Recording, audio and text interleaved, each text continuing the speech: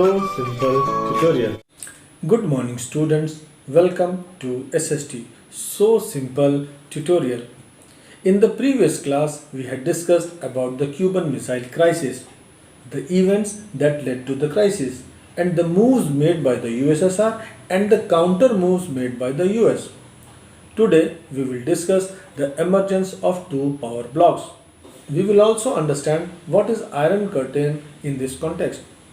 Dear students, after the World War, the US and the USSR emerged as two superpowers.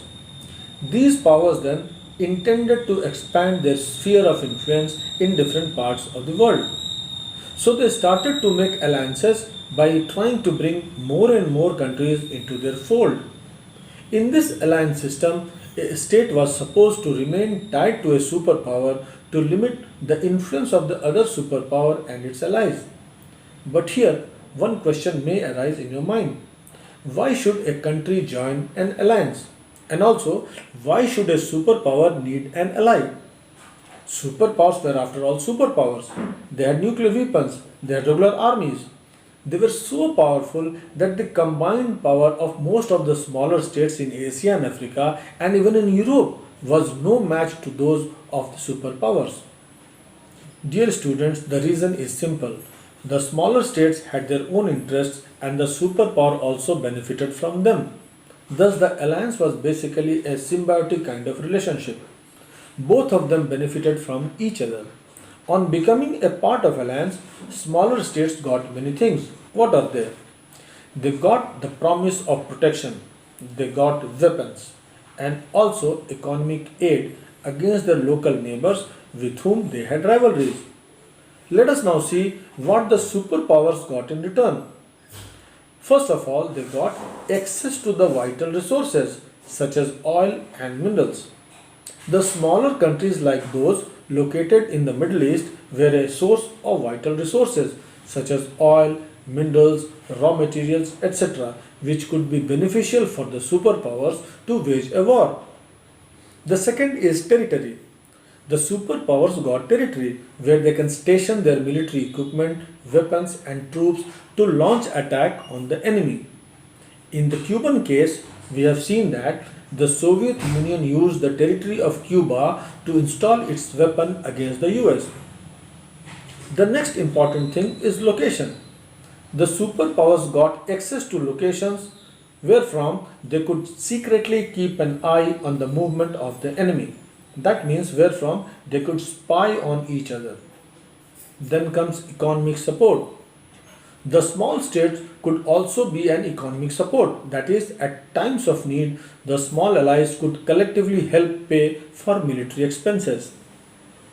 The smaller states were also important for ideological reasons. Smaller countries becoming an ally also meant that the superpowers were winning the war of ideas as well. Both the blocs wanted to prove that their ideology was more popular and useful for the nations. Therefore, they made efforts to increase the number in their respective blocs. If countries joined the American bloc, that meant the ideology of liberal democracy and capitalism was better and so attractive. The same was true for the other bloc also. I hope you understood what made the smaller states join the alliances and how it was advantageous for the superpowers. Let us now see how alliances were being formed. The division first started in Europe. Most countries of Western Europe went with the US side and those of Eastern Europe joined the Soviet camp. That is why the American camp was also called the Western Alliance and the Soviet camp the Eastern Alliances. Later on in 1949, the Western Alliance took shape of an organization called NATO, that is, North Atlantic Treaty Organization. It was basically a political and military alliance. When it was formed, it had 12 members: the US, Canada, Belgium, Denmark, France, Ireland, Italy, Luxembourg, Holland, Norway, Portugal, and the UK. Greece and Turkey became its members in 1952. This treaty has a preamble and 15 articles. What is noteworthy is Article 5 of the treaty. It says that parties agree that an armed attack against one or more of them in Europe or North America shall be considered an attack against all of them. In such a case, each member state was obliged to help the other.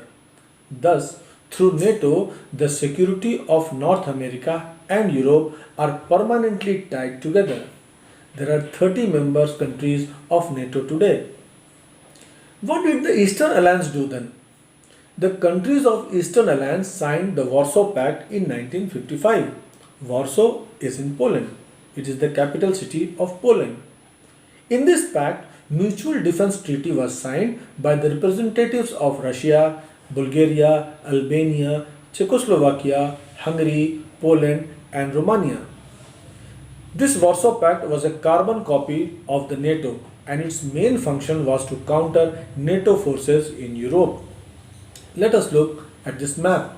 This map shows how Europe was divided into rival alliances during the Cold War. Here you can easily identify the Western Alliance and the Eastern Alliance. The countries to the east of Europe are in red color and are a part of Eastern Alliance, or we can say Warsaw Pact countries. The countries to the west of Europe are in yellow color and are the countries of Western Alliance, or we can say NATO countries. The country in green is Yugoslavia. It was a communist country but not a member of Warsaw Pact. Yugoslavia does not exist today. The countries shown as others are outside both the camps. So I hope you have understood who the two rival blocs are and what the two Eastern and Western alliances are. Let us see some other alliances. Like the NATO, the United States built an alliance system in Southeast Asia in 1954 called SEATO, Southeast Asia Treaty Organization. It was formed with France, Great Britain, New Zealand, Philippines, Thailand and Pakistan. The objective was again the same, to stop further spread of communist influence in Southeast Asia. Another similar alliance that was formed in the Middle East by the US was CENTO, Central Treaty Organization.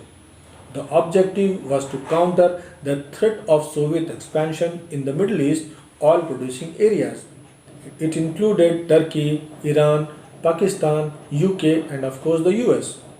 Now, to counter this move, Soviet Union and the Communist China started to develop close relations with regional countries like North Vietnam, North Korea and Iraq. So students, NATO was formed to contain the spread of communism and Warsaw Pact led by Soviet Union was formed to counter the NATO forces. Let us now try to understand what Iron Curtain is.